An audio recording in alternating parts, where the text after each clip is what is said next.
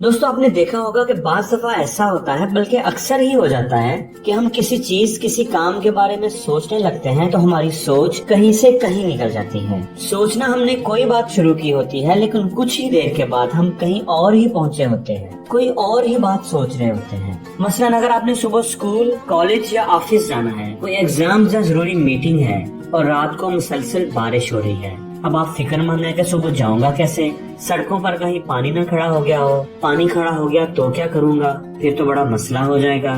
اب آپ کی سوچ یہاں پہ ایک ٹرن لیتی ہے۔ ایک تو ہمارے ملک میں بنیادی مسائل ہی حل نہیں ہوتے، ذرا سی بارش ہو تو اتنا پانی کھڑا ہو جاتا ہے، گورنمنٹ جو ہے نا یہ صحیح کام ہی نہیں کرتی، سارے چور ڈاکو ہی اکٹھے ہوئے ہیں۔ سوچ ایک اور ٹرن لیتی ہے۔ باہر کے ملکوں میں دیکھو کتنا اچھا انتظام ہوتا ہے، وہاں کی سڑکیں کتنی اچھی ہوتی ہیں۔ پچھلے سال میں دبئی گیا تھا، دبئی کی تو یار کیا بات ہے، وہاں کی سڑکیں، وہاں کے مالز اتنے اچھے ہیں، زبردست۔ پھر آپ کو یاد آتا ہے کہ وہاں یہ کیا، وہاں وہ کیا۔ اب آپ یہ دیکھیے کہ سوچ شروع کہاں سے ہوئی تھی، بارش سے، اور پہنچ کہاں گئی، دبئی۔ ہمارا دماغ ایسے ہی کام کرتا ہے، یہ ہر وقت مصروف رہنا چاہتا ہے اور رہتا بھی ہے، کچھ نہ کچھ سوچتا ہی رہتا ہے۔ تو آج ہم بات کریں گے کہ اپنے دماغ کو کنٹرول کیسے کر سکتے ہیں۔ لیکن ایک بات آپ سمجھ لیں کہ دماغ کو کنٹرول کرنا مطلب سوچ کو کنٹرول کرنا، کیونکہ دماغ کا کام ہی یہی ہے، سوچنا، اور سوچ کو کنٹرول کرنا بہت ہی آسان ہے، یقین مانیں آپ کی سوچ سے بھی زیادہ آسان ہے۔ سوچ کو کنٹرول کرنے کے لیے آپ نے صرف ایک کام کرنا ہے، صرف ایک، اور وہ یہ کہ آپ نے اپنے دماغ، اپنی سوچ کے بارے میں کانشیس ہو جانا ہے۔ وہ جیسے لکھا ہوتا ہے نا کہ خبردار کیمرے کی آنکھ آپ کو دیکھ رہی ہے، ایسا ہی ایک کیمرہ آپ نے اپنے دماغ کے اوپر بھی لگانا ہے، اور اس کیمرے میں دیکھتے رہنا ہے کہ ہمارا دماغ سوچ کیا رہا ہے۔ اچھا میں آپ کو ایک مثال دیتا ہوں، جب ہم نماز پڑھ رہے ہوتے ہیں تو ہمارے دماغ کا فوکس، ہمارا دھیان صرف نماز کی طرف، اپنے رب کی طرف ہونا چاہیے۔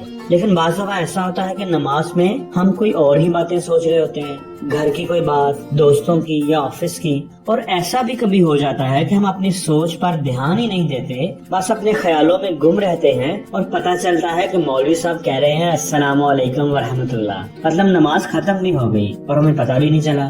اب پریزنٹ ٹائم میں یعنی موجودہ وقت میں پڑھ تو ہم نماز رہے تھے، لیکن ہمارا دماغ رات کو ہونے والے میچ کے بارے میں سوچ رہا تھا۔ تو دماغ کو کنٹرول کرنے کا مطلب ہے کہ جو کام آپ کر رہے ہیں ہمارے دماغ کا فوکس بھی اسی پر ہو، جس چیز کے بارے میں ہم سوچنا چاہیں دماغ وہی بات سوچے، یہ ہے مطلب دماغ کو کنٹرول کرنے کا۔ اب آپ نے کرنا یہ ہے کہ جو کیمرہ دماغ کے اوپر لگایا تھا، اپنے دماغ کو اپنی سوچ کو آبزرو کرنے کے لیے، دماغ کے اندر جھانکنے کے لیے اس میں دیکھتے رہنا ہے کہ دماغ کیا سوچ رہا ہے، پریزنٹ ٹائم میں جو کام ہم کر رہے ہیں کیا اسی پر فوکس کر رہا ہے یا کہیں اور ہی پہنچا ہوا ہے۔ اگر نماز پڑھ رہا ہوں تو کیا دھیان نماز کی طرف ہے یا کوئی اور ہی سوچ دماغ میں آئی ہوئی ہے۔ بات سمجھ آ گئی؟ اگر کوئی اور سوچ دماغ میں آئی ہوئی ہے تو اس کو امیڈیٹلی بولنا ہے اسٹاپ، اور فوکس کو، دھیان کو دوبارہ نماز کی طرف لانا ہے۔ یاد رکھیں آپ اپنی سوچ پر نظر رکھ کر ہی اپنی سوچ کو، اپنے دماغ کو کنٹرول کر سکتے ہیں۔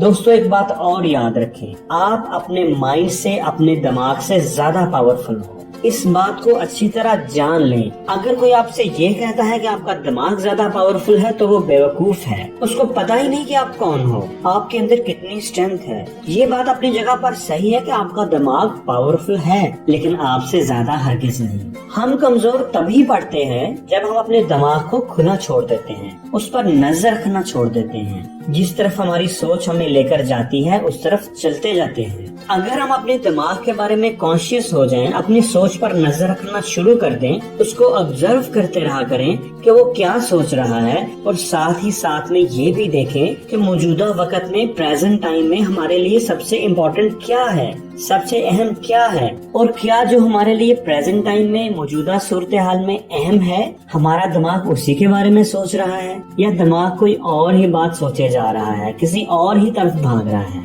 اور اگر وہ کوئی اور ہی سوچوں میں گم ہے تو اس کو فوراً بولیں اسٹاپ، واپس آ جاؤ بھائی، اس بات پر دھیان دو جو ہمارے لیے اہم ہے۔ اسی طریقے سے، اسی ٹریننگ سے آپ اپنے دماغ کو کنٹرول کر پائیں گے، اس پاورفل ویپن کا صحیح استعمال کر پائیں گے۔ تو اگر अगर आप अपनी सोच, अपने दिमाग के बारे में कॉन्शियस हो गए, उसको ऑब्जर्व करने में कामयाब हो गए, आपकी ये हैबिट डेवलप हो गई, तो अगला स्टेप इससे भी ज्यादा अहम है। अब आपने अपने दिमाग के दरवाजे पर दरबान बनकर बैठना है, बॉडीगार्ड बनकर, और जो सोच भी आपके दिमाग के अंदर जाना चाह रही है उसको ठोंक बजाकर देखना है कि क्या ये मेरे दिमाग के अंदर जाने के काबिल है भी कि नहीं, क्या ये मुझे फायदा देगी या नुकसान। अगर कोई मनफी सोच है तो उसको बोले स्टॉप, कहीं और जाओ भाई, तुम्हारा यहाँ पर क्या काम, तुम्हारे यहाँ कोई जगह नहीं। दोस्तों एक बात याद रखें, सोच जो है ना, समझे एक बीज का नाम है। वो बीज जिससे एक पूरा दरख्त बनता है और फिर उस दरख्त पर हमारे किरदार, हमारे इखलाक और हमारी किस्मत के फल लगते हैं।